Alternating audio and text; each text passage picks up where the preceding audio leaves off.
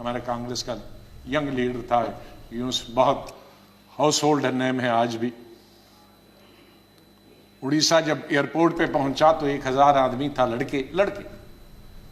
तो कहा सर पैदल चलना है क्योंकि सारे पेड़ जो हैं, शहर पानी में है और सारे पेड़ सड़कों पर है, तो ये 10-12 किलोमीटर पैदल चलना। चले हम। तो सबसे बड़ा काम क्या था पहला, और मिनिस्टर कोई नहीं, चीफ मिनिस्टर भाग गए थे, मिनिस्टर भाग गए थे, कोई एडमिनिस्ट्रेशन, कोई। दुकानें तोड़कर मैंने उनकी लिस्ट बनाई पुलिस की मदद से कि उनको पैसे देंगे। बात हमने हथियार लिए जंगल काटने के, 3 रातें और 3 दिन। और अटल जी से जाते ही मैंने फोन पे संपर्क किया, अटल जी प्राइम मिनिस्टर, कि ये स्थिति है और हम सड़क तैयार करेंगे, तब आप आइए ताकि हम वहां समंदर तक पहुंच जाएं। 3 रात और 3 दिन हम तकरीबन 1000 लड़के यूथ कांग्रेस के मैंने लगाए काटने में और सड़क। फिर पीएम को फोन किया, फिर वो हेलीकॉप्टर से आए, फिर उनसे राशन मंगाया, फिर उसके बाद मैंने सोनिया गांधी जी को कहा। तो और वहां मैं रोया जब मैंने लाशें देखी, सैकड़ों लाशें तैर रही थी जब हम समंदर के किनारे तक पहुंचे, वहां मैं चिल्ला के रोया। वो 4थी दफा था। और 5वीं दफा जिसका उल्लेख माननीय प्रधानमंत्री जी ने किया और वो भावुक हुए। मैं 2005 में जब चीफ मिनिस्टर बना नवंबर में, और मई में जब दरबार कश्मीर में खुला, तो मेरा स्वागत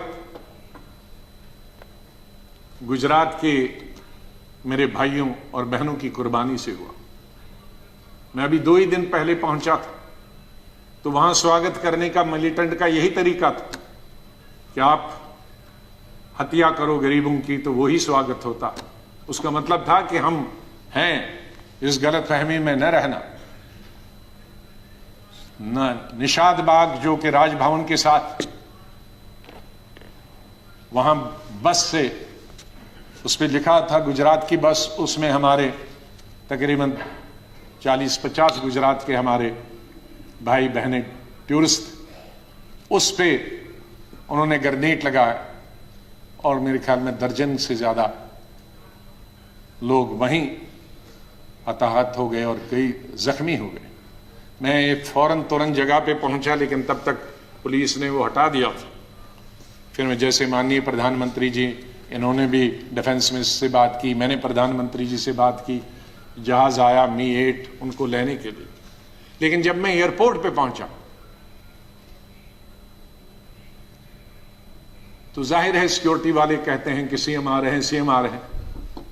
तो एयरपोर्ट पे ये सब जाने के लिए तैयार थे। हमारे जख्मी भाई, छोटे छोटे बच्चे।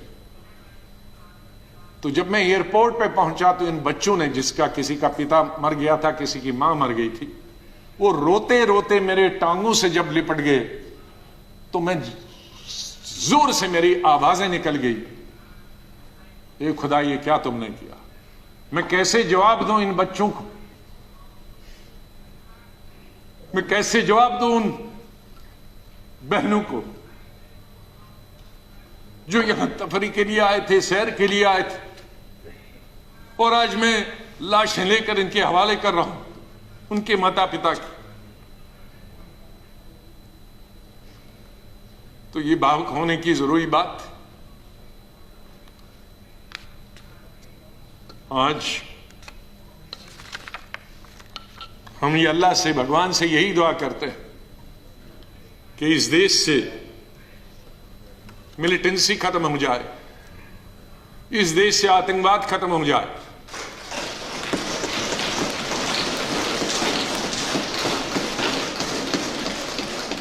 जब यूनिवर्सिटी का इलेक्शन लड़ता था तो हमारे कश्मीरी पंडित लड़के हों या लड़कियां, सबसे ज्यादा वोट मुझे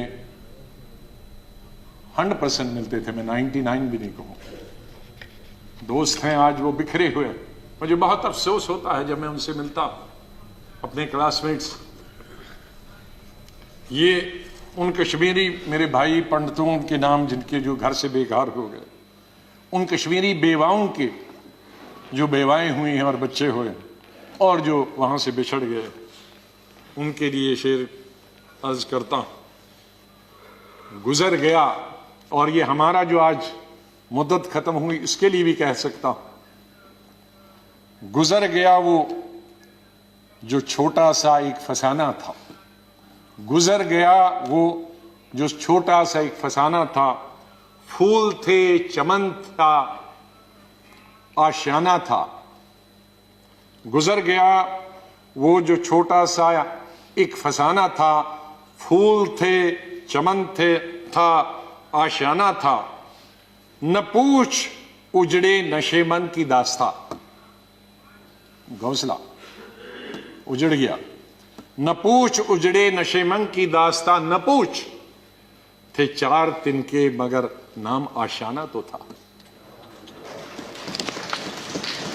तो हम उस आशियाने को, आप दोनों यहां बैठे हैं, उसको फिर आशियाना बनाए जो इस वक्त उजड़ा हुआ है, उसके लिए हम सबको प्रयास करना। दिल ना उम्मीद तो नहीं, नाकाम ही तो है। दिल ना उम्मीद तो नहीं, नाकाम ही तो है। लंबी है गम की शाम, शाम ही तो है। कितनी लंबी होगी? सवेरा तो आई, विंटर में जरा लंबी होती है, तो लंबी है गम की शाम, मगर शाम ही तो है। सवेरा तो फिर आ जाएगा। और आखिर में ये कहूंगा, चाहे हम याद यहां ना होंगे, लेकिन फिर उसके लिए कहूंगा, बदलेगा न मेरे बाद भी मौजूए गुफ्तगू, बदलेगा न मेरे बाद भी मौजूए गुफ्तगू। मैं जा चुका हूंगा, फिर भी तेरी महफिलों में रहूंगा। डाउनलोड करें अमर उजाला ऐप और पाएं खबरें लगातार।